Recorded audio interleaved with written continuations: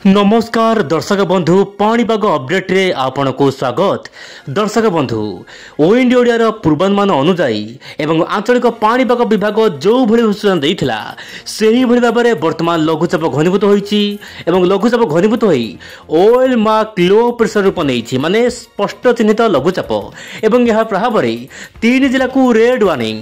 तबे केउ जिल्ला रे प्रबल वर्षा हेबो केउ जिला को बादल फटा वर्षा नै रेड अलर्ट आसंतु आज अपडेट रे आलोचना करबा। दर्शक बंधु बादल समूह वर्तमान ओडिशा उपर रही एवं ओडिशा प्रबल अति प्रबल वर्षा हेबो खास करके 3 जिला मालकानगिरी कोरापुट नवरंगपुर जिला को रेड अलर्ट रही। यही 3 जिलार स्थान स्थान मध्यम प्रबल वर्षा स्थान विशेष रे अति भयंकर वर्षा माने जो वर्षार परिमाण रहिबो प्राय 20 रु 30 सेंटीमीटर रु अधिक वर्षा होई पारे स्थान विशेष रे।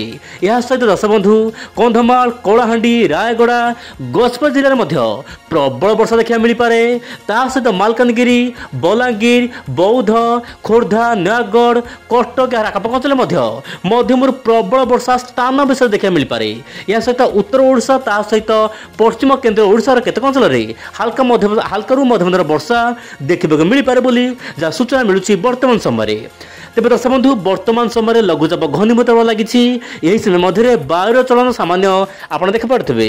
वर्तमान समय आप देखु आरब सागर समस्त वायु बंगोपसागर समस्त वायु गोटे जगार एकत्रीकरण होती। यार मुख्य कारण बंगोपसागर सृष्टि होता लघुचाप अधिक घनीभूत होती।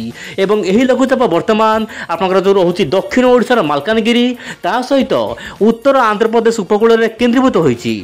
धीरे धीरे आपंकर उत्तर पश्चिम दिगु गति करी सामान्य भाव में महाराष्ट्र आड़ को जावा चेष्टा करिवो।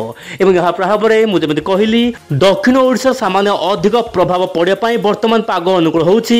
तेणु दर्शक बंधु मालकानगिरी कोरापुट गंजाम गजपति यही सब जिला मानक प्रबल वर्षा हेबो। तेणु संपूर्ण सतर्क रुहतु। हठात दर्शक बंधु बन्या भली स्थिति देखा मिल पारे आप मोबाइल स्क्रीन देखिपे। या सहित जो रोचे नवरंगपुर सहित नुआपड़ा यही सब जिले में प्रबल वर्षा हो पारे। गजपति गंजाम प्रबल वर्षा रही पारे किंतु जगतसिंहपुर बालेश्वर मध्य सामान्य वर्षार परिमाण कम रहिबो। एबे देखिबा मॉडल रा कोन रहिछि आकलन। दर्शक बंधु जीपीएस मॉडल रा पूर्वानुमान जो भली रहिथिला वर्तमान समय सही भली रहिछि। वर्तमान लघुचाप ओएल मार्क लो प्रेशर रूप नेछि माने स्पष्ट जनित लघुचाप एवं यह धीरे धीरे उत्तर पश्चिम दिगु गति करूछि। तापर पूर्ण एक लघुचाप आसी पारे आपनकर 22 रु नै कि 25 तारिख मध्य आपण मोबाइल से देखि परथिबे। 22 रु नै कि 25 तारिख रे पूर्ण एक लघुचाप हेबो जा पई कि ओडिसा रे पूर्ण वर्षा बढ़िबो। तापर दर्शक बंधु आपण 27 रु नै कि 30 तारिख मध्य पूर्ण लघुचाप हेबो माने गोटिए पर गोटिए लघुचाप हेबो जपाई कि ओडिशा सहित देशर विभिन्न भाग में मध्यम प्रबल वर्षा हेबो।